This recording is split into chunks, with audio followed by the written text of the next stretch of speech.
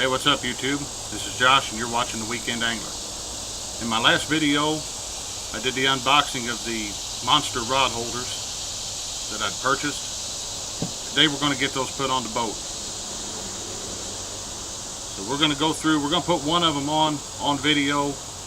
I don't really see a reason to put all 6 on video. That's just going to make the video too long. If y'all have any questions, feel free to ask. I'm going to say right now off the bat, this is not any way of putting on these. It's not anybody's method but my own. And you know, if you find something that you feel like you'd rather have it done that way, by all means do it that way. I'm going to show you what works for me and basically how to get started. Give me just a moment. I'm going to get the camera. We'll go over all the tools we're going to be using on today's project. Alright, we're back. We're going to go over the tools that's going to be used in today's project. Not a whole lot of tools required to do this job. I may run into something else I need depending on what kind of clearance issues I get once I'm inside there, but I pretty much think we have everything ready. You're going to need a drill. I'm going to use my cordless DeWalt drill here. It's a 20 volt lithium ion. I bought this thing a couple years ago. Came in a package with a 1/4 inch impact driver.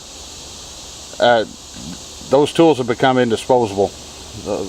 I can't stress how good a tool DeWalt makes. Gonna need a tape measure. 25 foot's far overkill, but it's what I had handy.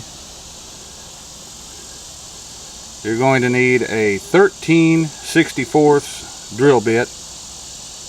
That's to drill your pilot holes. You're going to need some number 10 by 24 by 1.5 inch stainless panhead Phillips machine screws and some 10 by 24 stainless nylon lock nuts. Need a Phillips screwdriver. That's one of those multi-bit things. I picked it up for a couple dollars at Menards. A halfway decent screwdriver, and you don't feel bad if you lose it. I'm going to use a scratch awl to mark my holes where this thing is going. I'm going to use a hammer. That's just grabbed a hammer. I'll use that as a little bit of a persuader for that scratch awl. Just kind of make an indentation in the fiberglass so that my drill bit don't wander. And for those number 10 hardware, you're going to need a 3/8 wrench. And I brought out the ratcheting wrenches today. I figured that would make it easy. It's going to be close quarters. And I'll just, if I can get that wrench on there, then I can use a screwdriver on the top side to get this mounted up. The first one we're going to install, the one we're going to install on video here, is going on the back corner of the boat. And I'll get the camera put back up. We're going to try out this little job here. It is not a GoPro, even though it kind of looks like one. Aldi's grocery store had that thing for $40 a couple weeks ago. And I've taken it out on the other boat a couple times. I'm halfway impressed with it, but I ain't used it enough to really get the feel for it. But we're going to use it today. We're going to point that down there. It's going to watch us install that.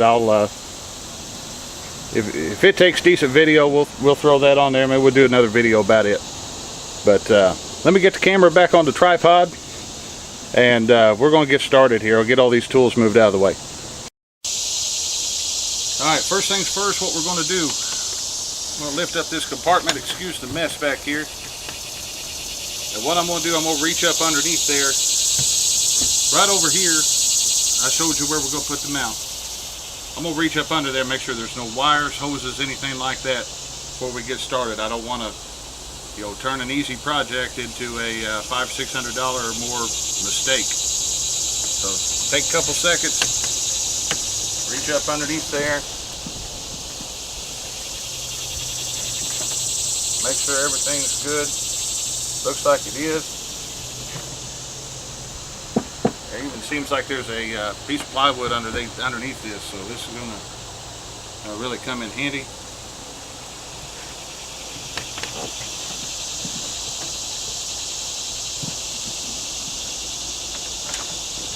Alright, get that other camera turned on, we'll get started here. Alright, what we're going to do here, first things first, we're going to figure out where we want the base. Now I've already gone ahead and marked this before I got started, that way I didn't take up a whole lot of the video.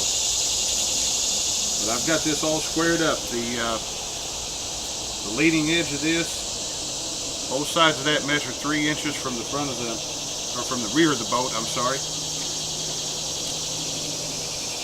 And the other edge measures 2.5 on each side from the other side. Now what we're going to do, we're going to get us a scratch awl and our persuader. We'll get this good and lined up. And you're just going to center punch that and make a divot in that fiberglass. You're not trying to knock a hole in it. Just going to boop, and that's all you got to do. That gets you a nice spot for your drill. I'm only going to make one right now.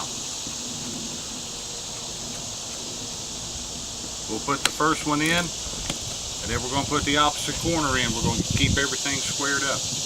We'll go ahead and drill this out. Find that hole.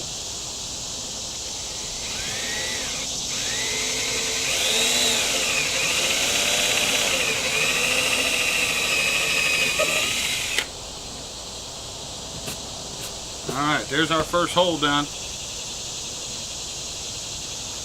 We're going to get us one of our 10 by 24 machine screws. We'll put that plate back in place.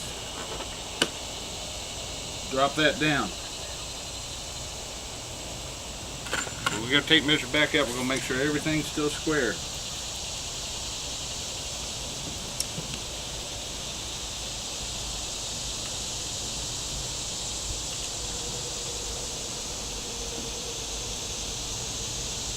Everything's still good and square. And the opposite corner, we're going to center punch that. Rotate that out of the way, we're going to drill our other hole.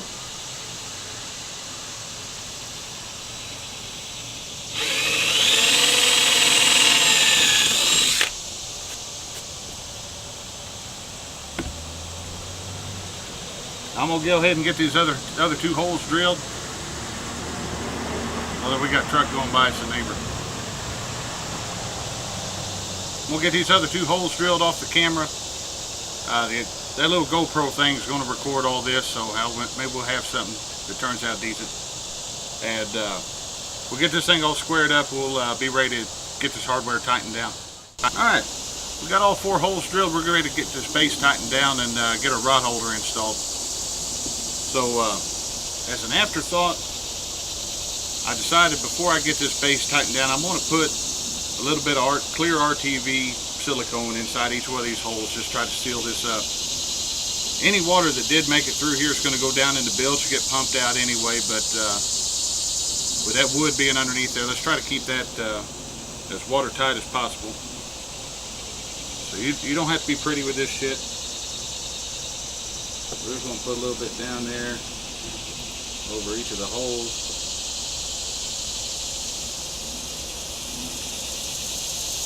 Put that cap back on there, smear that around with the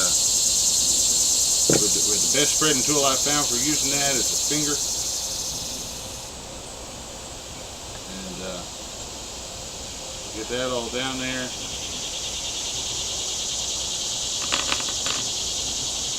We'll wipe the excess off on the bottom of our base here.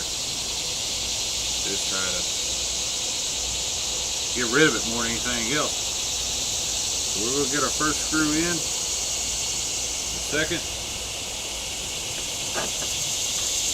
third and fourth.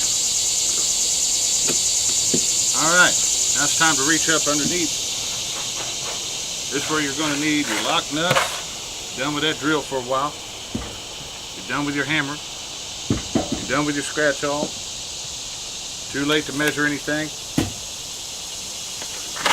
You've drilled the holes, it's where it's staying now, no matter what. Those machine screws come in packages of 6. We'll do that. I need something to hold that thing up. Let me find something here real quick.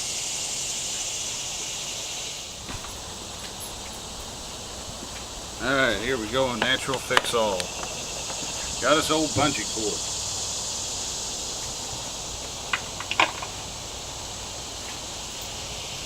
Now we don't have to mess with that thing trying to run away from us. First thing I'm going to do is get me one of these lock nuts. I'm just going to try to get all 4 of these on by hand before I start putting a wrench on them.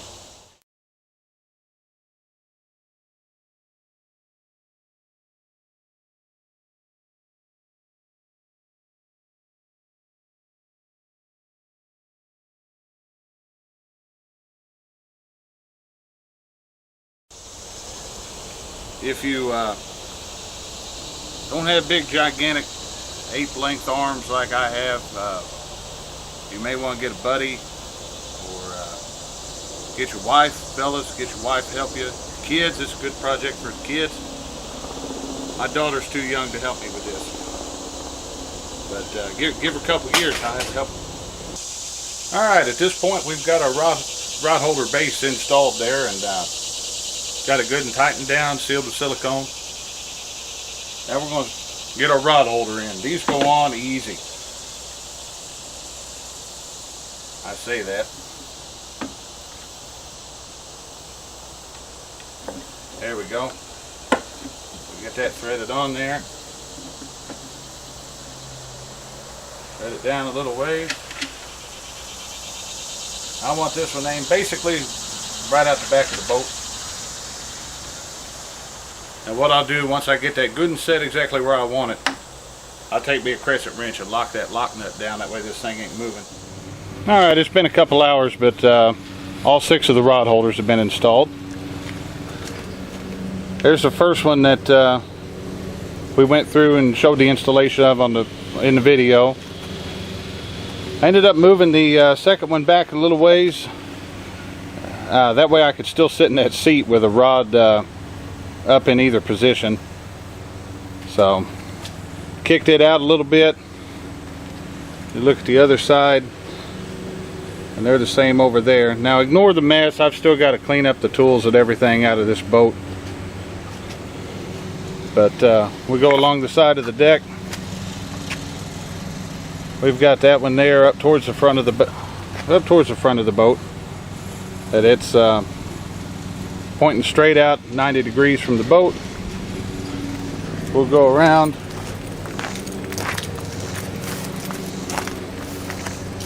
We got another one here. It's already got a rod in it. And that's a good way of showing the 0 degree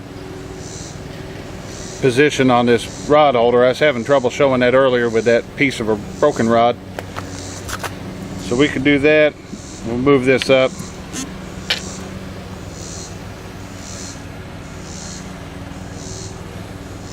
We got that there. We'll walk underneath that. And we got the last 2 here.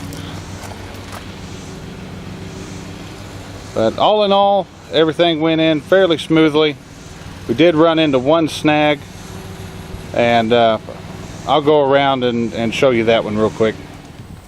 Alright, only ran into one snag, and we're going to cover that right now. When I was putting the rod holders here in the front, this side wasn't bad. I had a rod holder, or a rod locker here that allowed me to get access to the underneath side of the deck rail here. I was able to pull out some of the foam, get the nuts on the back side of these machine screws. This side over here posed a different problem. That compartment there is sealed, and there was no way to get access to the area. I tried pulling the speaker, but let's see if I can get in there. There's a whole lot of foam. Please ignore the neighbor's saw. They're out working. But what I ended up doing, I ended up just taking a 3-inch hole saw and cutting me a hole there. And what I'll do, now that this is all said and done, I'm going to get me another deck plate like down here, get that siliconed in and secured in, and that thing is sealed up, and we'll be good to go on that one.